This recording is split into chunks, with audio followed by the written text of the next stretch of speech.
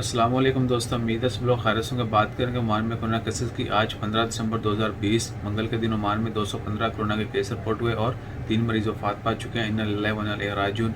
Oman में corona cases की कुल तादाद 1,26,719 हो चुकी है, जबकि सेहतियाब होने वालों की कुल तादाद 1,18,505 है और वफात पाने वालों की कुल तादाद 1,475 है। जबकि पिछले 24 घंटों में 17 मरीजों को हॉस्पिटल में एडमिट किया गया और हॉस्पिटल में एडमिट मरीजों की कुल तादाद 115 है, जबकि 54 मरीज अभी तक आईसीयू में हैं। तमाम मरीजों की सेहतियाबी के लिए दुआ करें, अल्लाह ताला उनको जल्द से जल्द शिफाए कामिला अता फरमाए। जितने भी लोग वफात पा चुके हैं, अल्लाह ताला उनकी मगफिरत फरमाए, उनके वाकिन को सब्र जमील अता करे। Non English dear all today on 15 December Oman report 215 COVID-19 cases and 3 death. Inna lillahi wa inna ilaihi rajiun.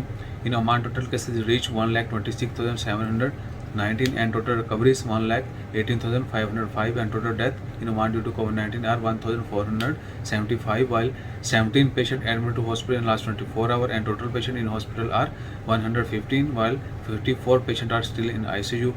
Please pray for everyone. Stay blessed. Always take care. Jazakallah. Allah Hafiz.